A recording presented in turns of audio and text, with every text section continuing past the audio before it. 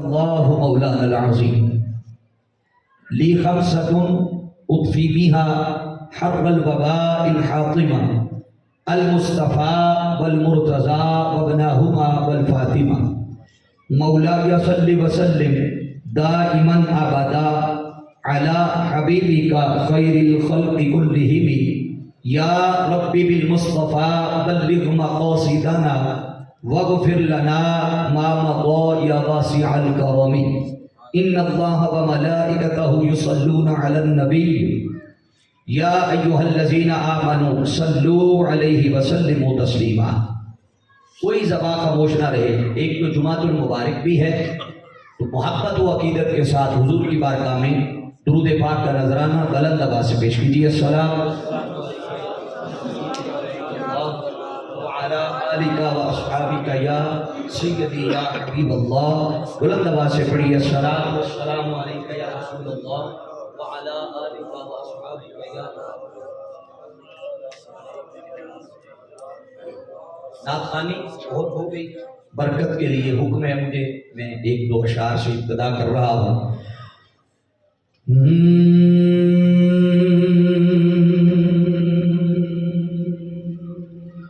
اپنے دامان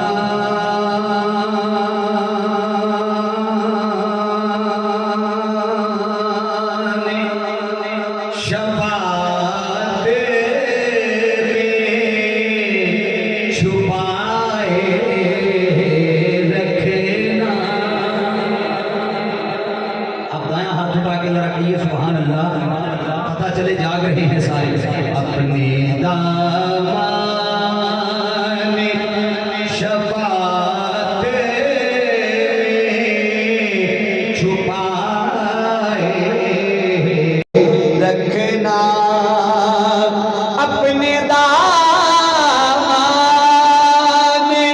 شفاعت میں چھپائے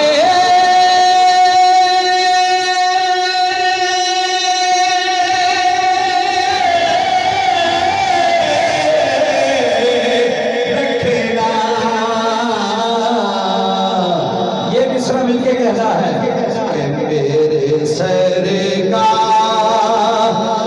میری لاج نبھائے رکھنا، میرے سرکار میری لاج نبھائے رکھنا،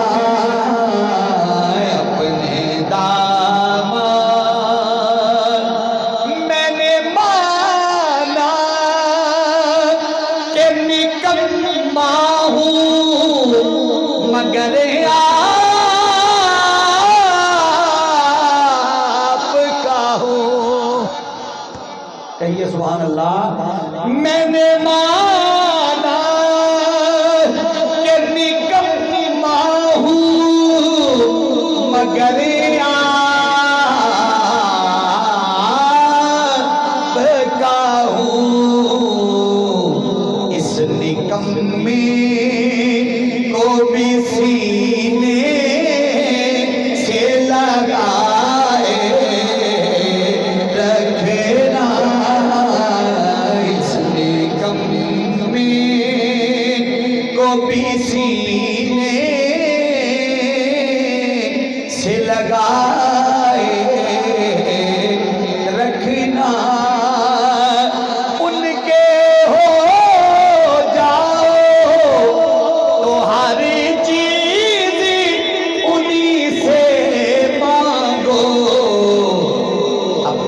دامن پہ نہ احسان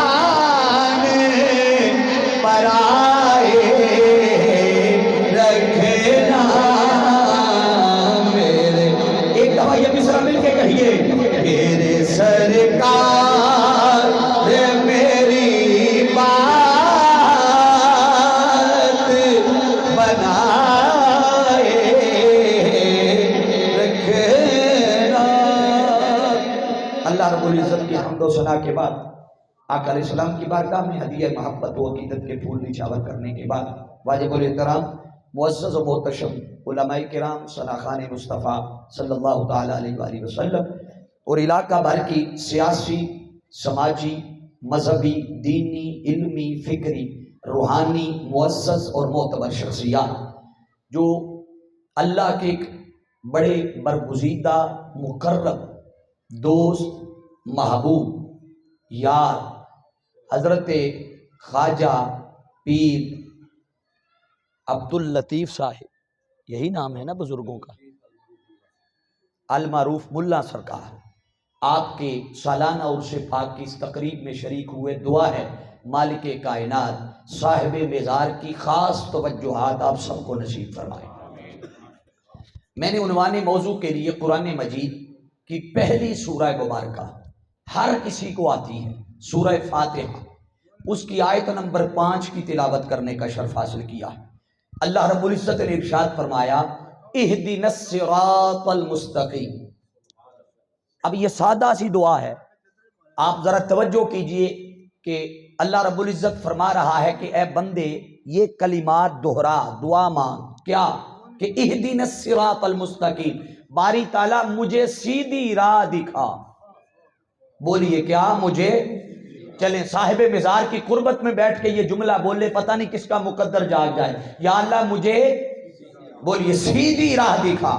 آپ توجہ کریں نا ذرا، یہ جو کلمہ ہے یہ ایک شخص جو دن میں 5 بار اللہ کے حضور جھکتا ہو، عبادت و بندگی کرتا ہو، وہ ایک دن میں کم و بیش یہی جملہ بغیر کسی تبدیلی کے، ایک حرف کی ترمیم کیے بغیر 48 بار دہراتا ہے۔ کتنی بار؟ سارے بولیے کتنی بار؟ 48، 48 ٹائم وہ دہراتا ہے کہ اہدنا الصراط المستقیم۔ اب ذرا میں اس منظر میں، اس کیفیت میں، اس حالت میں، اس روحانیت میں، اس ماحول میں لے جانا چاہتا ہوں۔ وہ ماحول کون سا ہے؟ کہ اللہ کی بارگاہ ہے، بندہ اللہ کے حضور یہ ہاتھ یوں باندھ کر عجز و انکساری کا پیکر بن کے اللہ کے حضور کھڑا، عجز و انکساری۔ اب اس کی اکڑ بھی ختم ہو گئی، اس کا تکبر بھی ختم ہو گیا، ذات پات، منصب، عہدے، زمین، جائیداد، مال و دولت، سب کچھ وہ باہر چھوڑ آیا، باہر چھوڑ آیا۔ اب جس کیفیت میں کھڑا ہے، جس بارگاہ میں کھڑا ہے، اس کی بارگاہ میں وہ عجز و انکساری کا پیکر بن کے اس گردن کو جھکا کے کھڑا ہے جو گردن دنیا میں بڑے بڑے شاہوں کے سامنے اکڑ کر سینہ تان کر بات کرتی ہے اور جواب دیتی ہے، تگڑے سے تگڑے بندے کے بھی سامنے بندہ سامنا کر کے بات کرتا ہے، مگر جب مالک کی بارگاہ آتی ہے وہی گردن جھک جاتی ہے۔ بولیے ذرا، وہی گردن جھک جاتی ہے، سینہ نرم پڑ جاتا ہے، وہ آنکھیں بھیگ جاتی ہیں۔ اس کیفیت میں بھی جا کر بندہ ایک ہی جملہ کہتا ہے، کیا؟ اہدنا الصراط المستقیم، مولا مجھے، اب بولیے ذرا، مجھے سیدھی راہ دکھا۔ باری تعالیٰ یہ بندہ جس کیفیت میں کھڑا ہے، جس حالت میں کھڑا ہے، کیا تو نے اسی حالت کے لیے نہیں بندے کو بنایا تھا؟ آپ کہیں گے دلیل کیا ہے؟ آئیے قرآن پڑھ دیتا ہوں۔ اللہ رب العزت نے فرمایا وما خلقت الجن والانس الا لیعبدون، میں نے جنوں اور انسانوں کو اپنی، سارے بولے ہو جیسے بانے قرآن دا ایک لفظ پڑھ لو گے، اپنی عبادت کے لیے پیدا کیا۔ تو باری تعالیٰ جنوں انسانوں کو تو نے عبادت کے لیے بنایا۔ یہ دیکھ وہ عبادت میں کھڑا ہے، وہ دیکھ رکوع میں کھڑا ہے، وہ دیکھ سجدے میں بیٹھا ہے۔ باری تعالیٰ تو یہاں لانا چاہتا تھا، اب یہاں لا کر بھی دعا نہیں بدلی۔ دعا وہی ہے، بولیے کون سی؟ پھر بولیے سارے، کیا ہے؟ اہدنا الصراط المستقیم۔ تو باری تعالیٰ تو جہاں لانا چاہتا تھا بندہ آ گیا ہے، اب یہاں حالت نماز کے اندر لا کے کھڑا کر کے اللہ فرما رہے اب بول اہدنا الصراط المستقیم کہ مجھے سیدھی راہ دکھا۔ باری تعالیٰ نماز سیدھی راہ نہیں ہے، وہ فرماتا ہے روزہ سیدھی راہ نہیں، وہ فرماتا ہے باری تعالیٰ نیکی سیدھی راہ نہیں، فرماتا ہے تیری بارگاہ سیدھی راہ نہیں، وہ فرماتا ہے۔ تو باری تعالیٰ کس سیدھی راہ کی دعا حالت نماز کے اندر کھڑے کر کے کروا رہا ہے؟ حالت نماز کے اندر بھی کھڑا کر کے وہ کہہ رہا ہے یہی دعا کر باری تعالیٰ یہ کون سی سیدھی راہ ہے جس کی طرف تو ایک دن میں 48 بار کہتا ہے دہراؤ؟ اللہ فرماتا ہے پریشان نہ ہو، اگلی آیت میں بتا دیتا ہوں۔ رب کائنات نے فرمایا صراط الذین انعمت علیہم، فرمایا سیدھی راہ میری بارگاہ ہی ہے، تقوی سیدھی راہ ہے، نیکی سیدھی راہ ہے، عبادت سیدھی راہ ہے، صراط مستقیم سیدھی راہ ہے، مگر میں تمہیں جس روٹ سے لانا چاہتا ہوں، جس رستے سے لانا چاہتا ہوں، تمہیں پورا روٹ سمجھاتے ہوئے جب تم میری بارگاہ میں نکلتے ہو، جب تم حضور کے ذکر کی مجلس میں جانا چاہو، جب تم نماز کے لیے نکلو، جب تم خیر کے کام کے لیے نکلو، جب کسی عرس پاک کی محفل کے لیے نکلو، کئی ہیلے بہانے شیطان مختلف قسم کے جال بچھا کے بیٹھ جاتا ہے نیکی کی طرف جانے والوں کے رستے روکنے کے لیے۔ میں تمہارے ایمان کو، تمہاری نیت کو، تمہارے ارادوں کو تقویت دینے کے لیے، مضبوط کرنے کے لیے ایک رستہ چنا ہے، جس رستے پر میں نے اپنے خاص بندے بٹھا رکھے ہیں۔ مولا وہ کون سے ہیں خاص بندے؟ وہ فرماتا صراط الذین انعمت علیہم، وہ میرے قریبی ہیں، وہ میرے نیک ہیں، وہ میرے متقی ہیں، وہ میرے ولی ہیں، وہ میری سیکیورٹی ہے جو تمہارے ایمان کی حفاظت بھی کرے گی، تمہیں میری بارگاہ تک لے کر بھی آئے گی۔ بولیے جو با حفاظت تمہیں ایمان کی سلامتی کے ساتھ میری بولیے بارگاہ میں لے کے آئے۔ جب اللہ نے انعام کی بات کی نا کہ انعام یافتہ بندے صراط الذین، ان کا رستہ، تو پھر انسان کی عقل میں خیال آتا ہے کہ انعام در حقیقت ہے کیا، اور یہ صراط کیا ہے، اور یہ مستقیم کیا ہے، اور یہ ہدایت کیا ہے۔ آؤ قرآن سے پوچھ لیتے ہیں۔ میرے پاس درجنوں مثالیں ہیں قرآن مجید سے آیات کی شکل میں، مگر چونکہ دامن وقت میں گنجائش کم ہے، میں مختصر وقت میں جو آیتیں کوڈ کر سکتا ہوں کرتا ہوں۔ اللہ رب العزت نے ایک جگہ پر ارشاد فرمایا وَمَن يَعْتَصِم بِاللَّهِ فَقَدْ هُدِيَ إِلَىٰ صِرَاطٍ مُسْتَقِيمٍ۔ اب ادھر تھا اہدنا الصراط المستقیم، ہدایت کا لفظ بھی آ گیا، صراط مستقیم کا لفظ بھی آ گیا۔ دوسرے مقام پر فرمایا وَمَن يَعْتَصِم بِاللَّهِ فَقَدْ هُدِيَ، ہدایت کا لفظ بھی آ گیا، صراط مستقیم، صراط مستقیم کا لفظ بھی آ گیا۔ پھر قرآن نے کہا قُلْ إِنَّنِي هَدَانِي رَبِّي إِلَىٰ صِرَاطٍ مُسْتَقِيمٍ، یہاں ہدایت کا لفظ بھی آ گیا، صراط مستقیم کا لفظ بھی آ گیا۔ قرآن نے بتا دیا کہ عبادت بھی سیدھا راہ ہے۔ بولیے ذرا، عبادت بھی صراط مستقیم سیدھی راہ ہے، تقوی بھی سیدھی راہ ہے۔ ایک جگہ پر اللہ رب العزت نے فرمایا وَمَن يَعْتَصِم، اللہ کی رسی یہی صراط مستقیم ہے، تو اللہ کی رسی کو بھی صراط مستقیم اور ہدایت کہا۔ اب آپ کہیں گے اگر اللہ کی رسی یہ ساری چیزیں سیدھی راہ، آپ بور تو نہیں ہو رہے؟ بولیے دایاں ہاتھ اٹھا کے سبحان اللہ کہیں، پتہ چلے جاگ رہے ہیں۔ اب توجہ کیجئے گا، رب کائنات نے اعلان فرما دیا کہ میرے انعام یافتہ بندوں کے طریق پر چل کر، ان کی پیروی میں چل کر، ان کے پیچھے چل کر میری بارگاہ میں آنا ہے، یہی سیدھی راہ ہے، یہی صراط مستقیم ہے۔ اب توجہ کیجئے، باری تعالیٰ کوئی قرآن سے اور جگہ پر بھی بیان کر رہا ہے۔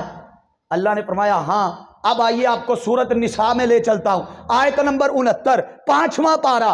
اللہ نے فرمایا وَمَن يُطِعِ اللَّهَ وَالرَّسُولَ فَأُولَٰئِكَ مَعَ الَّذِينَ أَنْعَمَ اللَّهُ عَلَيْهِمْ مِنَ النَّبِيِّينَ وَالصِّدِّيقِينَ وَالشُّهَدَاءِ وَالصَّالِحِينَ۔ وہ فرماتا ہے میرے انعام یافتہ بندوں کی فہرست دیکھنا چاہتے ہو تو آؤ گنواتا ہوں میرے انعام یافتہ بندوں میں جو سب سے اوپر کا طبقہ ہے وہ نبیوں کا طبقہ ہے۔ بولیے کون سا ہے؟ اونچا بولیے کون سا ہے؟ جب اللہ نے انعام کی بات کی، آپ میں سے کئی ایسے بیٹھے ہوں گے کہ انعام تے ساڑھے تے بھی بڑا ہے، کیونکہ اولاد کا مل جانا بھی اللہ کا انعام ہے۔ بولیے ہے کہ نہیں؟ اونچا بولیے۔ کبھی کسی شخص نے، آپ کسی سے پوچھے نا آپ کے کتنے بچے ہیں، وہ کہے گا نا ماشاءاللہ 5 بچے ہیں، تو اللہ کا بڑا انعام ہے۔ کبھی اس نے یہ تو نہیں کہا کہ بڑا افسوس ہے میرے 5 بچے ہیں، کبھی ایسا کہا کسی نے؟ کیا کہا؟ اللہ کا، اونچا بولیے، انعام ہے۔ بولیے اللہ کا، اس کا مطلب ہے اولاد بھی اللہ کا، بولیے اولاد بھی اللہ کا انعام۔ कसरत माल का मिलना भी अल्लाह का इनाम। ये जो अल्लाह ने फरमाया कि मेरी राह पर चलने के लिए मेरे इनाम याफ्ता बंदों के पीछे आओ, तो हमने कहा, अर्ज की बारी ताला, ये इनाम याफ्ता तो यहां भी कहीं घूम रहे हैं, कहीं तो इनकी बात तो नहीं कर रहा। यहां दो जहतें बंदे के ज़हन में आ जाती है कि शायद ये दुनियावी लिहाज से कह रहा हो। नहीं, आओ मैं बताता हूं। अल्लाह ने कुरान में ऐलान कर दिया, फरमाया इनाम याफ्ता तबकात में जो सबसे ऊपरले दर्जे का तबका है, फरमाया मिनन नबिय्यीन, वो नबियों का तबका है। बारी ताला, नबियों पर तेरा इनाम क्या है? भाई तवज्जो मेरी तरफ रखिएगा, लोग आते जाते रहेंगे। ये गुफ्तगू, ये जुमले, ये कलिमात, ये आयतें, ये हिदायत के जुमले आपको मुमकिन है फिर कभी कुछ सुनाए ना सुनाए, ये कलिमात खास आ रहे हैं। अल्लाह ने फरमाया मेरे इनाम याफ्ता बंदों में सबसे ऊपरले दर्जे का जो तबका है वो अंबिया का है। मौला इन पे तेरा इनाम क्या है? अब सुनिए रब का जवाब। रब फरमाता है पहला इनाम सुनो। पहला, मौला क्या? वो फरमाता है पहला इनाम ये है कि मैं इनसे कलाम करता।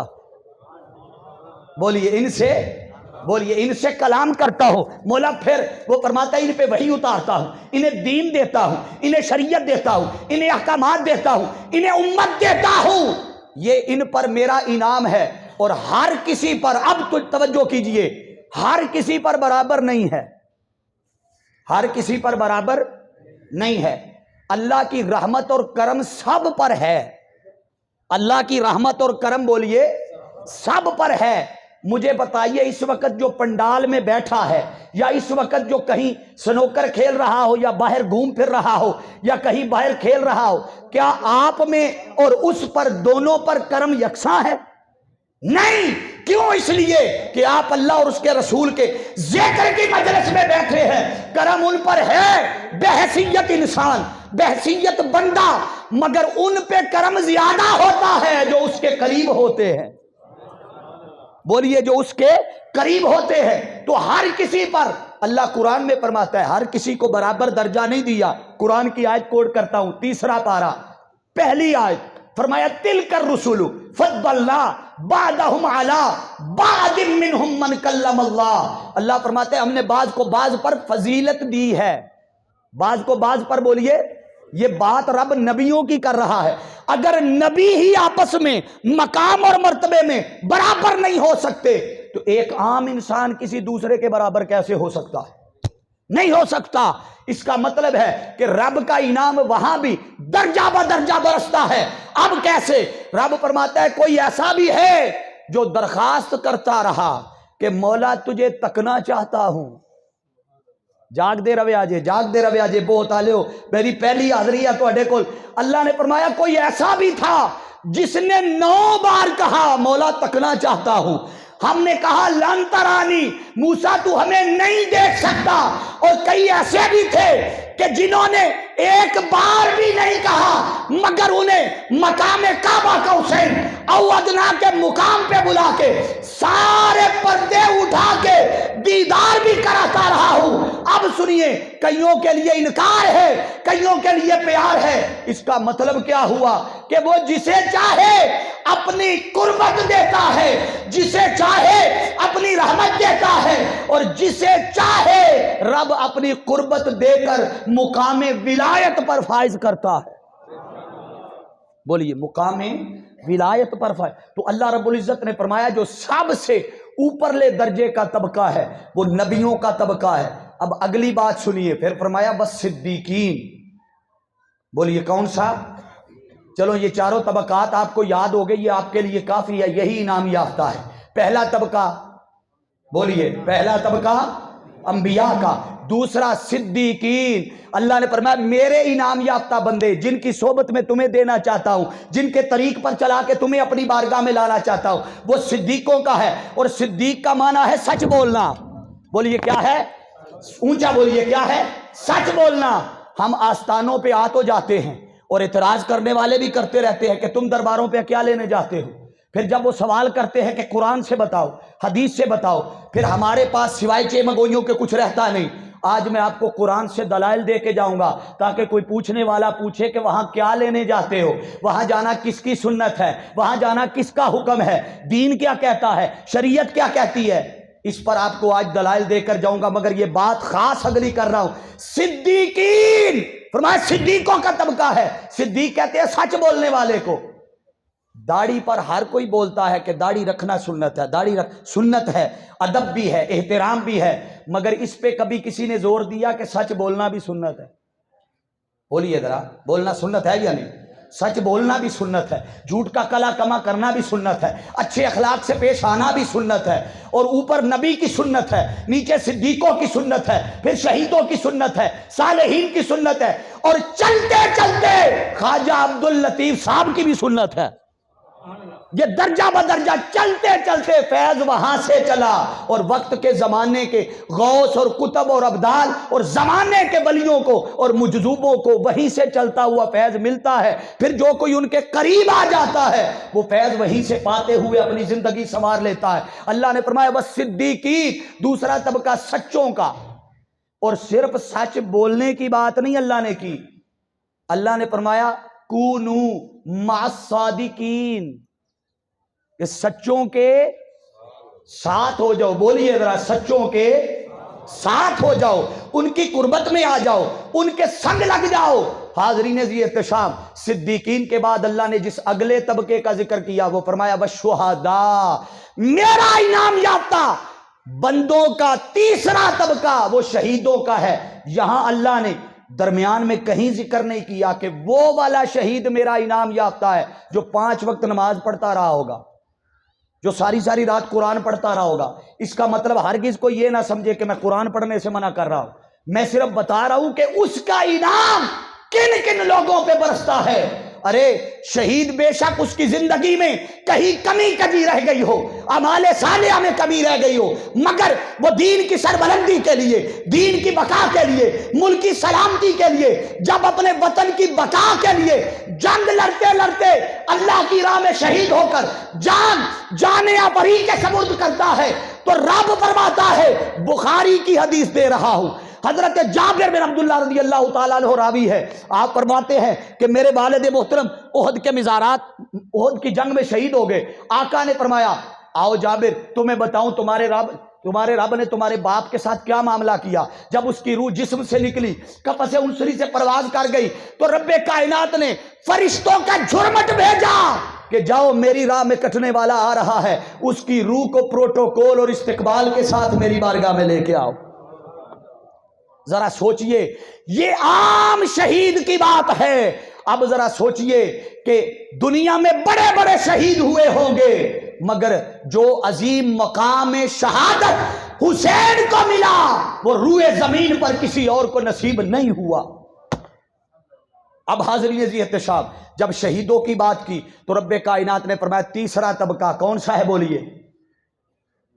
تھوڑا ہونے ہے حال ہے جو پروگرام اٹھ کے ٹر کے کیا حال ہونا ہے۔ پہلا طبقہ نبیوں کا، دوسرا اچھی بولیو ذرا اللہ تو انسارے مدینے لے دے، پہلا طبقہ اونچا بولیے، پہلا طبقہ نبیوں کا، دوسرا صدیقوں کا، تیسرا شہیدوں کا، چوتھے طبقے پہ لا کے میں بات ختم کروں گا، مگر یہ بات خاص ہے۔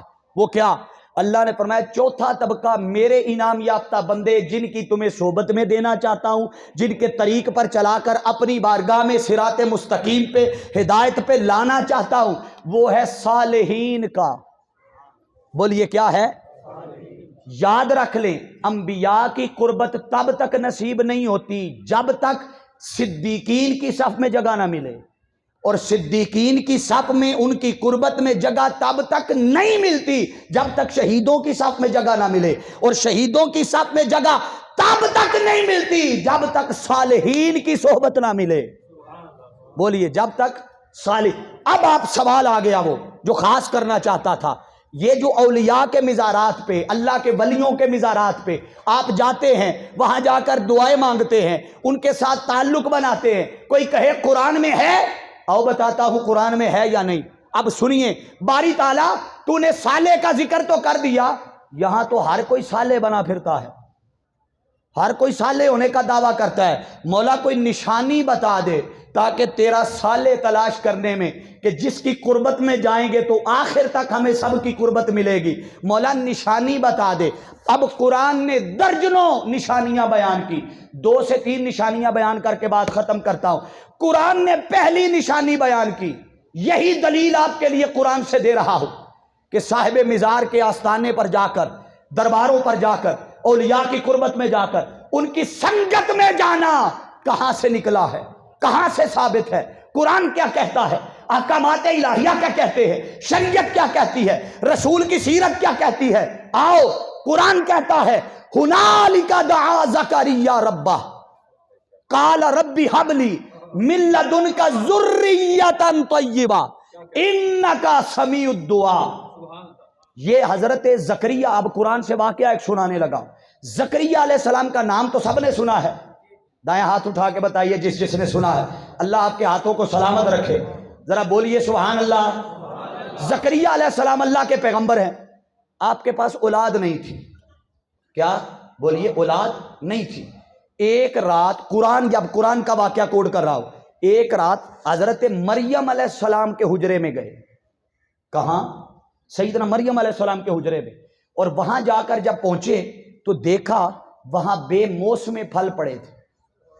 کیا بولیے، بے موسم پھل پڑے تھے۔ حیران ہو گئے کہ یہ بے موسم پھل یہاں کہاں سے آ گئے؟ تو پوچھتے ہیں اے مریم، یہ بے موسم پھل جن کا موسم نہیں ہے تیرے پاس کہاں سے آ گئے؟ تو سیدنا مریم علیہ السلام آپ فرماتی ہیں کہ من عند اللہ، اللہ کی بارگاہ سے آتے ہیں، وہ ہمیں دیتا ہے، ہم کھا لیتے ہیں۔ حضرت زکریا علیہ السلام نے سوچا کہ جس پھل کا موسم بھی نہ ہو وہ پھل یہاں مل رہا ہے، اس کا مطلب ہے یہ جگہ کوئی عام جگہ نہیں ہے۔ بولیے، یہ جگہ کوئی عام جگہ نہیں ہے۔ وہیں کھڑے ہو کر نماز ادا کی، نفل پڑھے، نفل پڑھ کے ابھی دعا مانگ کے فارغ ہی ہوئے تھے۔ دعا کیا مانگی؟ ہنالک دعا زکریا ربہ قالا، وہ بولے ربی حب لی من لدنک ذریۃ طیبہ، مولا مجھے اپنی جناب سے پاکیزہ اولاد عطا فرما۔ قرآن کہتا ہے اسی وقت رب نے جبریل کو بھیجا، فرمایا جبریل جا دیکھ میرا بندہ دعا کس مقام پہ کھڑا ہو کے مانگ رہا ہے۔ فرمایا یا زکریا انا نبشرک بغلام اسمہ یحییٰ، اللہ نے نہ صرف بیٹے کی خوشخبری سنائی بلکہ اللہ نے فرمایا تجھے بیٹا بھی دیں گے، اس کا نام بھی یحییٰ ہوگا۔ نام کیا ہوگا؟ بولیے یحییٰ۔ یہ تصور کس نے دیا؟ اب لوگ عموماً یہی سمجھتے ہیں کہ یہ پیغمبر کی دعا قبول ہوئی ہے۔ پیغمبر کی دعا قبول ہوتی ہے، اگر دیر سے بھی قبول ہو تو اللہ کی حکمت کے پیش نظر رب دعا رد نہیں کرتا، لیٹ کر لیتا ہے۔ رد، بولیے، رد نہیں کرتا۔ اب توجہ، ایسا نہیں تھا کہ اس سے پہلے حضرت زکریا علیہ السلام نے دعا نہ مانگی تھی، اللہ کے پیغمبر تھے، اور نبی کی شان ہوتی ہے اس کی ہر رات اللہ کے حضور شب بیداری میں گزرتی ہے۔ بولیے، ہر رات۔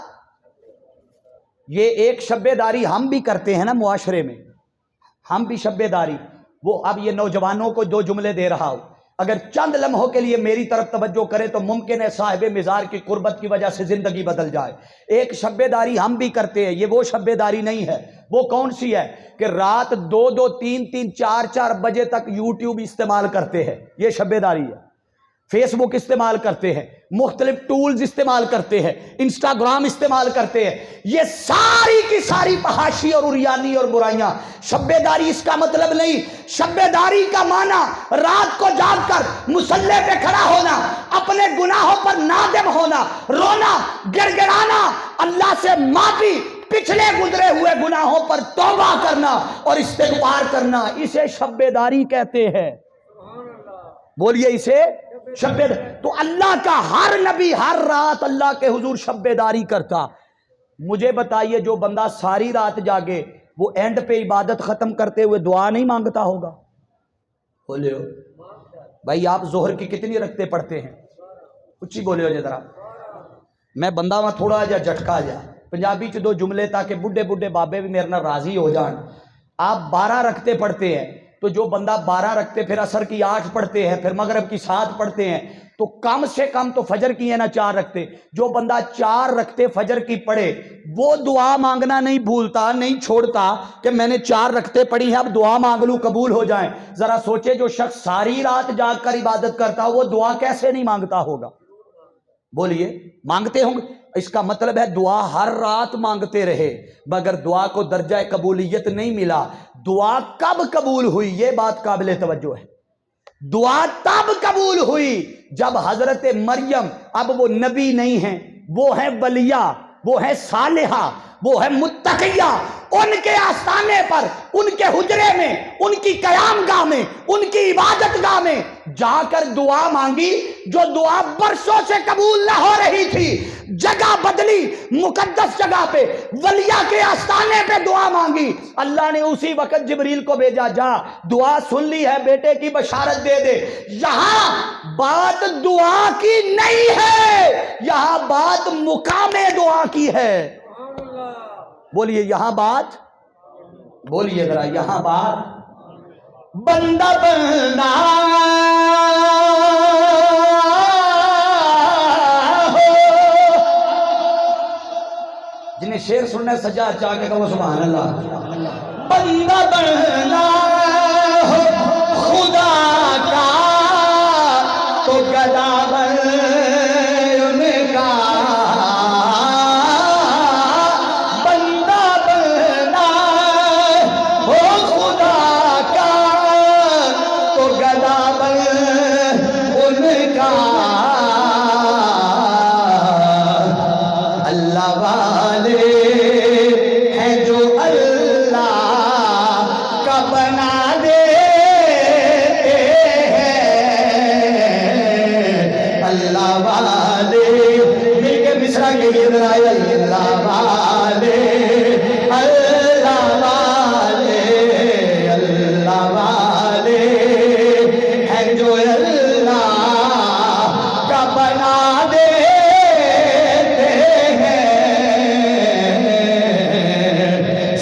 بتانا ارے دنیا تیرا کیا لیتے ہیں سچ بتانا.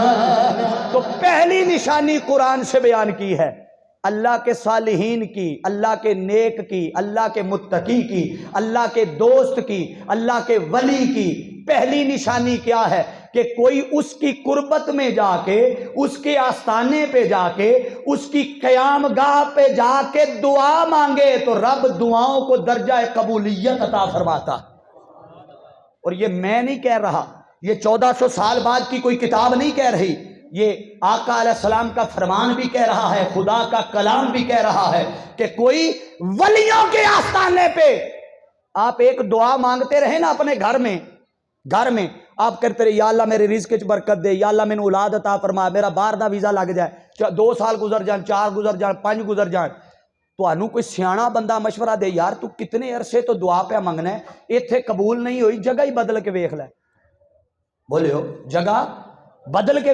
وہ بندہ گیا اٹھ کے اللہ کے گھر میں چلا گیا، مسجد میں گیا، دعا مانگی، ادھر دعا مانگی ادھر رب نے قبول کر لی. دعا کی قبولیت کا سبب کیا بنا؟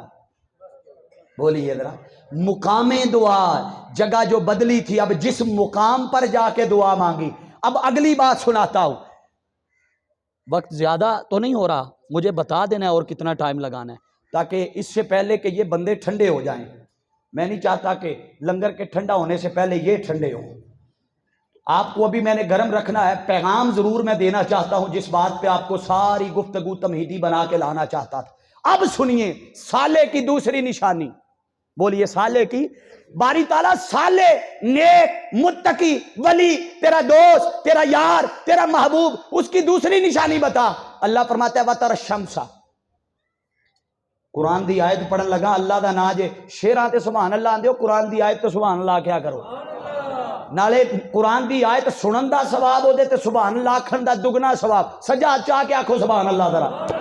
اللہ قرآن میں فرماتا ہے وَتَرَ الشَّمْسَ اِذَا طَلَعَتْ तजावरु अन कहतिहिम ज़ातल यमीन व इज़ा गरबत तक़रिदुहुम ज़ात शिमाल। वो फरमाता है मेरे नेक बंदों की, मेरे मुत्तकी बंदों की, मेरे वलियों की अलामत निशानी ये है कि मैं रब होकर उनकी खातिर अपनी कायनात के और सूरज के निजाम को भी बदल देता हूं। ये बहुत बड़ी बात है।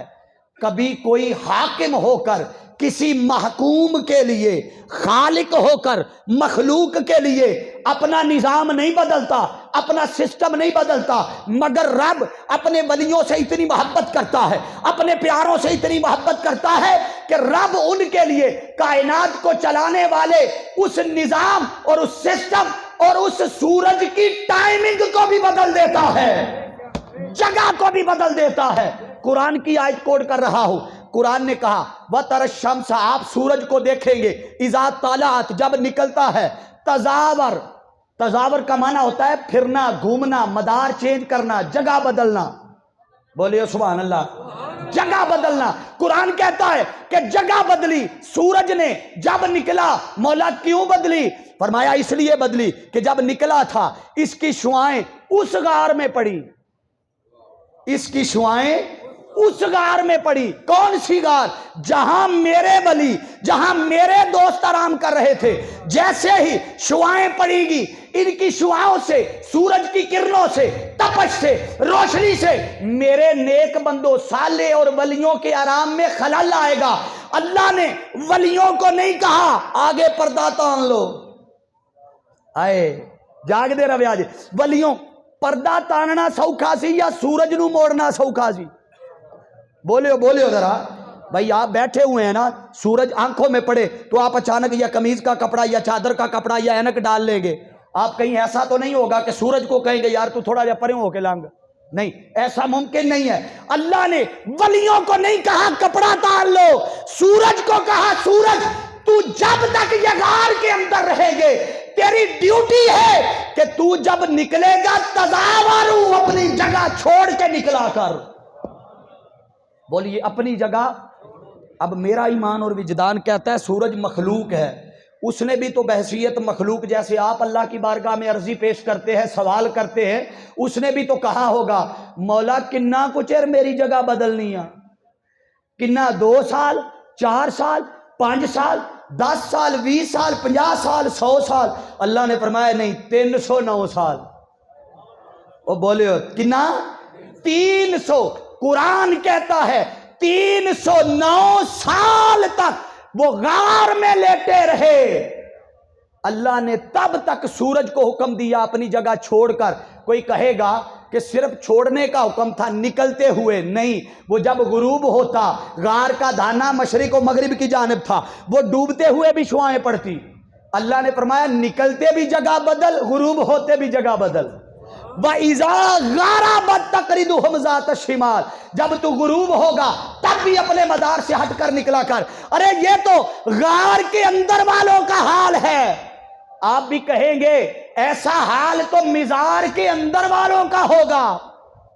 जाग दे रहे आज, ऐसा हाल तो मिजार के, बोलिए ना, उनके लिए नेमतें हैं, जन्नत के खाने हैं, रब की रहमतें हैं, रब की बरकतें हैं, उसकी इनायात है। ये हाल तो या गार वाले के अंदर रहने वालों का है या मिजार के अंदर रहने वालों का है। आप कहेंगे उनके दर पे बैठने वालों का हाल क्या होगा, जो आस्थाने पे बैठे।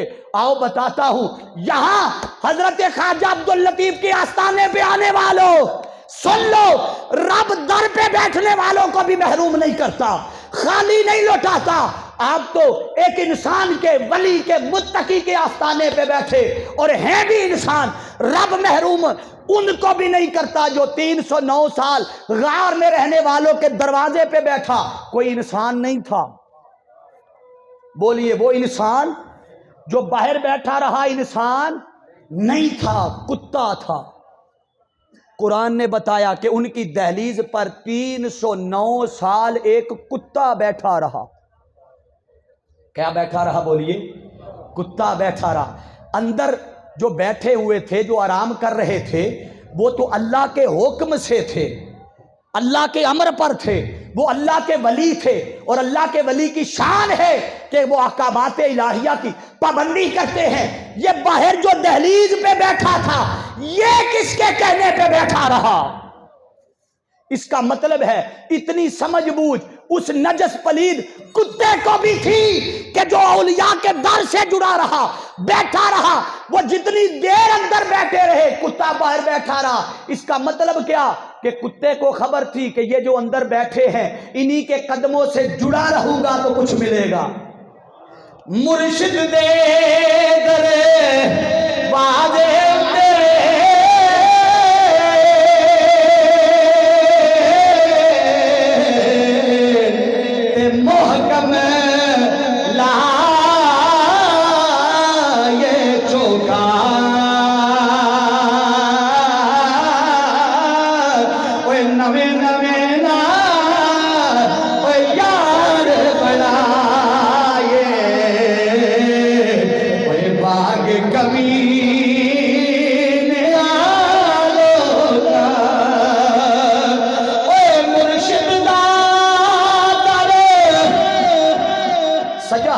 سبحان اللہ خود دے اگلا مصرع سنانا ہوگا۔ اے مرشد دا در خانہ کعبہ بے حج ضروری کریے، اے تقوی رکھے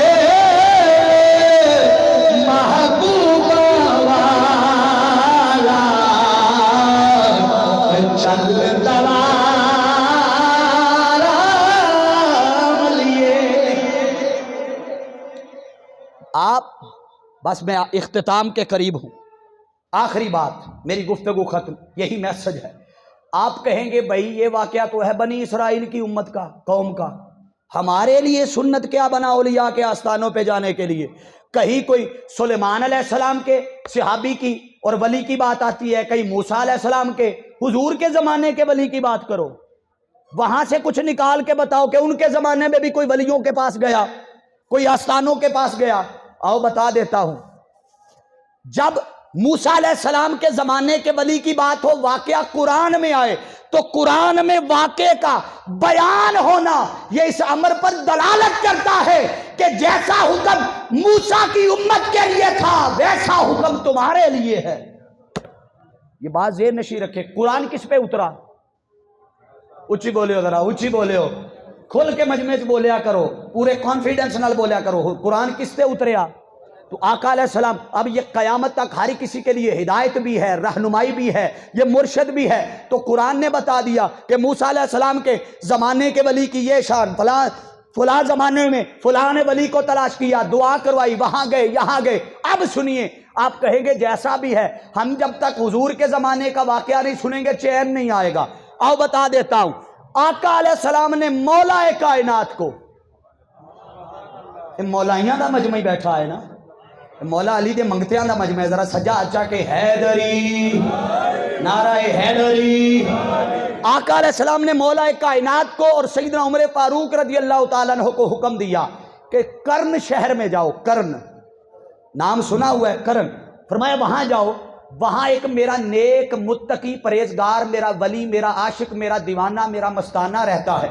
پوچھا یا رسول اللہ نا کیے؟ فرمایا نا اودا ہے اویس۔ جاگ دے رویا دے نا اودا کیے اویس۔ تو یا رسول اللہ خالی ہاتھ جانا ہے؟ فرمایا نہیں، تو انو ولی دے آستانے تے جان دے آداب بھی دسا، جدو اپنے ولی کول جاؤ، کسے نیک بندے متقی کول جاؤ تے خالی ہاتھ نہ جایا کرو، جاندی یاری کو تحفہ بھی لے جایا کرو۔ یہ بھی حضور کی سنت سے ثابت ہے۔ یہ جو جتنے مریدین متوسلین آپ جب آتے ہیں نا مزارات پہ، اور صاحب مزارات کے جو آگے گدی نشینان ہیں، جو ان کی اولاد ہے، جو بعد میں پورے نظام کو چلا رہی ہوتی ہے، ان کے لیے جب آپ کچھ نہ کچھ تحفہ لاتے ہیں تو اس میں کوئی غیر شرعی عمل نہیں، یہ آقا کریم کی سنت سے ثابت ہے۔ پریشان ہو گئے ہو؟ پریشان ہو گئے ہو سن کے؟ سنیے، حضرت آقا علیہ السلام نے اپنا قمیض مبارک دیا، جبہ مبارک دیا، اور فرمایا اے عمر فاروق اور مولا علی علیہ السلام، فرمایا جاؤ خواجہ ویسے کرنی کو تلاش کرو اور ان کو میری طرف سے جبہ دینا۔ اب سنیے، اگر واقعہ سنانے لگ جاؤ تو ایک الگ مضمون طویل ہے، 2 مصروں میں پورا بیان کر دیتا۔ سننا چاہتے ہیں تو دایاں ہاتھ اٹھا کے کہیے سبحان اللہ۔ حکم کیتا نبی ہے عمر تے علی تسی جانا۔ مینوں پتہ ہے جمعے دے خطاب دا ٹائم بھی ہو گیا ہے، جمعے دا بھی ٹائم ہو گیا ہے، میں اگلے 5 منٹاں تو بھی پہلو مکان لگا، مگر آخری 5 منٹ خاص نے۔ سجاد چاہ کے کہو ذرا سبحان اللہ، پتہ لگے۔ حکم کیتا نبی ہے عمر تے علی تسی جانا، میرا جبہ ویس کنا۔ حکم کیتا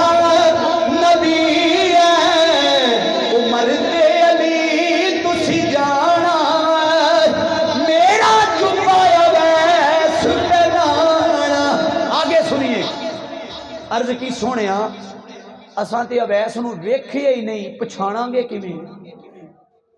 بھائی حضرت خواجہ ویسے کرنی مدینہ پاک 2 بار آئے حضور سے ملنے کے لیے، 2ویں مرتبہ ماں نے کہا تھا مسجد میں جانا، مل جائے تو ملاقات کرنا ورنہ واپس آنا، کہیں اور تلاش نہ کرنا۔ گئے حضور مسجد نبی میں نہیں ملے، واپس چلے گئے۔ اگلی بار اجازت لے کے آئے کہ گھر میں ملوں گا، جب گھر گئے تو آقا گھر نہیں تھے، حضور مسجد میں تھے۔ ماں کے حکم کے مطابق دوسری بار بھی پلٹ کر چلے گئے۔ اب ذرا سوچئے، ایک ایسا عاشق جو ماں کا با ادب ہو، آئے ہائے ہائے، یہ مقام ولایت ماں کے ادب کے بغیر بھی نہیں ملتا۔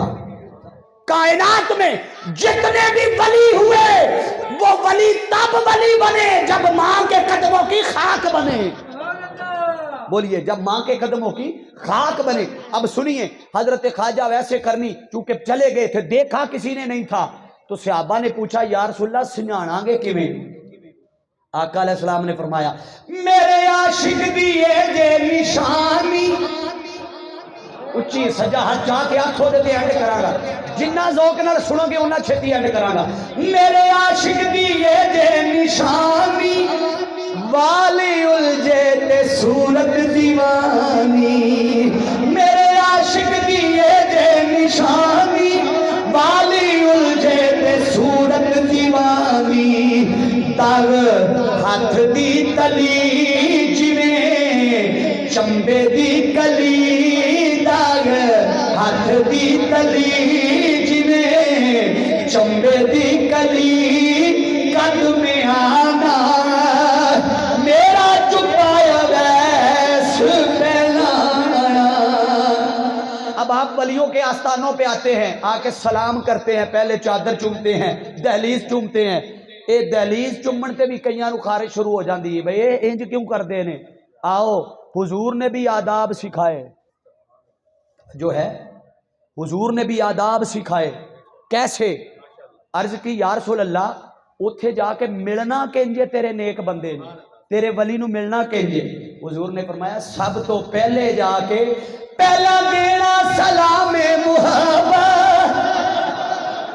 یار انج نہیں ذوق نال کہو، پھر اگلا مصرع سناواں۔ پہلا دینا سلام محبت، صد مبارک پیام محبت، پہلا دینا سلام محبت، صد مبارک پیام محبت۔ پھر کی کہنا؟ کہنا خواجہ اویس جی میری امت دے لئی ہاتھ اٹھانا، میرا جبہ اویس پہنانا۔ آپ ولیوں کے پاس جا کر کیا کرواتے ہیں؟ اچھی بولے ذرا، دعا۔ یہ کوئی غیر شریک، کوئی بدعت، کوئی شرک نہیں ہے۔ حضور نے مولا کائنات کو، اب توجہ کیجئے، جو ولی کی بارگاہ میں گئے وہ ولی تو تھے ہی، مگر اس سے بھی بڑا درجہ یہ تھا کہ وہ صحابی بھی تھے۔ بولیے کیا تھے؟ بولیے، کائنات کے سارے ولی بھی مل جائیں تو ایک صحابی کے پاؤں کی خاک پہ نہیں بن سکتے، یہ ذہن میں رکھیں۔ اب وہاں صحابی بھی ہیں، اور اللہ کے ولی کو جو تلاش کرنے گئے وہ بھی صحابی ہیں۔ اب توجہ، اگر ولی ولی کو تلاش کرتا، چھوٹا چھوٹے کو تلاش کرتا، تو بات کی سمجھ آتی کبھی بڑے نے بھی چھوٹے کو تلاش کیا، جاگ دے ہو بھائی، کبھی بڑے نے بھی چھوٹے کو تلاش کیا، باری تعالیٰ تو چھوٹے کو بڑے کی تلاش میں بھیجتا۔ یا رسول اللہ صلی اللہ علیہ وسلم آپ بھی کسی ولی کو ہی خواجہ اویس کی تلاش میں بھیجتے، یہ صحابہ کو ولی کی تلاش میں بھیج کر سمجھانا کیا چاہتے تھے؟ فرمایا قیامت تک آنے والوں کو عقیدہ سمجھانا تھا کہ ولی کو تلاش کرنا، ان کی صحبت میں بیٹھنا، ان کے ہاتھ چومنا، قدم بوسی کرنا، ان سے دعا کروانا، ان سے فیض لینا، ان کے ہاتھ میں ہاتھ دینا، تاکہ قیامت تک سنت نبی بن جائے اور سنت صحابہ بن جائے۔ اگر ولی کو تلاش کرتا تو یہ سنت نہ بنتی۔ سنت تب بنتی ہے کوئی عمل نبی کرے، اللہ نے نبی کے ذریعے عمل کروا کے اللہ کے ولی کو تلاش کرنا، ان کے آستانے پہ جانا، ان سے دعا کروانا، اللہ نے سنت بھی بنا دیا، دین بھی بنا دیا۔ لوگو آؤ، آخری بات اور پیغام میرا ختم، مضمون میرا ختم۔ آپ یہاں جب آتے ہیں تو اولیاء کے آستانوں سے صرف لنگر، جسمانی لنگر نہ کھایا کریں، کچھ روحانیت کے لیے بھی لیا کریں۔ ان کے آستانوں پہ صرف دمال ڈال کے نہ چلے جایا کریں، ان کی سیرت و کردار کو بھی دیکھا کریں کہ وہ عبادت میں بھی رہتے ہیں، ان کے اخلاق بھی اعلیٰ ہیں، ان کے کردار بھی اعلیٰ ہیں، وہ دل توڑتے نہیں ہیں، دل بولے ہو ذرا، دل، یہ ولی کی شان ہوتی ہے، ولی ہمیشہ دل جوڑتا ہے اور مولوی ہمیشہ دل توڑتا ہے۔ مولوی پریشان نہ ہون، میں بھی ویچی ہاں، اپنی بھی گل پیا کرنا، مطلقاً گل کر رہے ہیں بھائی، ولی ہمیشہ بولیے کیا کرتا ہے؟ جوڑتا ہے، اور ملا مولوی توڑتا ہے۔ اگر ولی کے آستانے سے جڑ گئے ہو تو ان سے جوڑنے کا فیض لو، رشتہ داریاں بھی توڑنی چھوڑ دو، تعلق ناطے بھی توڑنے چھوڑ دو، اپنے دلوں کی نفرتیں بھی نکالو، اپنے دلوں سے بغض بھی نکالو، یہ دوریاں مٹاؤ۔ اگر ولی کے آستانے پہ ایک جگہ پہ بیٹھ کر یوں مل بیٹھ کر اللہ رسول کا ذکر کر رہے ہو تو اپنی رشتہ داریاں، تعلق، نسبتیں، ان میں بھی دراڑیں مٹاؤ، قربتیں بڑھاؤ، اس سے اللہ کی رحمتیں اور نصیب ہوگی۔ جب آپ اللہ کے ولی کے اس رنگ میں رنگ جائیں گے جس رنگ کا ذکر قرآن کرتے ہوئے فرماتا ہے صبغۃ اللہ ومن احسن من اللہ صبغہ، لوگوں جب کوئی اس رنگ میں رنگ جاتا ہے تو پھر اس کی قبر بھی روشن ہو جاتی ہے، آخرت بھی روشن ہو جاتا ہے۔ میاں محمد بخش عارف کھڑی رحمت اللہ تعالی علیہ آپ فرماتے ہیں کچا رنگ، میرا آخری شعر تے میری حاضری ختم، تے جے ایتھے بھی تساں سبحان اللہ نہ آکھی رونگ ماریا تے مینوں اینڈ تک شکوا رہے گا، ذرا سجا چاہ کے کہو سبحان اللہ۔ اوے کچا رنگ للاری والا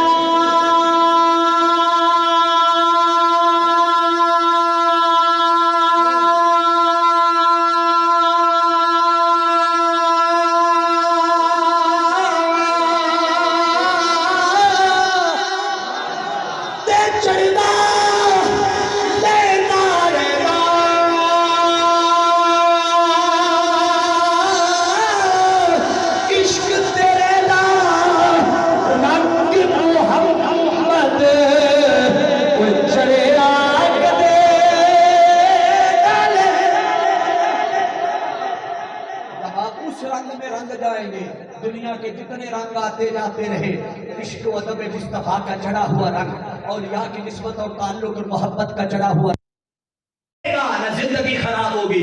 یہ رنگ ایسا ہے کہ قبر میں بھی کام آئے گا، حشر میں بھی کام آئے گا۔ یہی پیغام اس آستانے سے جڑے ہوئے لوگوں کا، یہی پیغام میرا، یہی پیغام تحریک منہاج القرآن کا، یہی پیغام حضور شیخ الاسلام ڈاکٹر محمد طاہر القادری مدث اللہ علیہ کا، کہ جو شرق سے لے کر غرب تک امت مسلمہ کے جوانوں کو اللہ کے اولیاء کی قدموں میں جوڑ رہے ہیں، حضور کے قدموں میں جوڑ رہے ہیں، قرآن سے جوڑ رہے ہیں، صاحب قرآن سے جوڑ رہے ہیں، توحید سے جوڑ رہے ہیں، صحابہ کی محبت سے جوڑ رہے ہیں، اور سب سے بڑھ کر حضور کی آل کی محبت لوگوں کے سینوں میں بھر رہے ہیں۔ اللہ کے حضور دعا ہے مالک جو کچھ میں نے بیان کیا اگر سننے کے بعد کسی کی زندگی بدل جائے، کردار بدل جائے، سیرت بدل جائے، اٹھنا بیٹھنا بدل جائے، اخلاق اچھے ہو جائیں، اس میں میرا کوئی کمال نہیں ہے، یہ سارا فیض شیخ الاسلام ڈاکٹر محمد طاہر القادری مدث اللہ علیہ کا ہے۔ اگر کہیں کمی کجی نقص رہ گیا ہو تو میری نااہلی ہے، دعا کرے اللہ مجھے اور محنت کی توفیق عطا فرمائے۔ میں بارے دیگر محترم بھائی صفدر اقبال گوندر صاحب کا اور اس پورے پروگرام کی انتظامیہ، مینجمنٹ اور اس آستانے سے ملتمس جڑے ہوئے لوگوں کا شکریہ ادا کرتا ہوں جنہوں نے موقع فراہم کیا، اللہ اور اس کے رسول کے ذکر کے مجلس میں آنے کی دعوت دی۔ اللہ میری آپ کی یادیں قبول فرمائے۔ وما علیہ الا البلاغ۔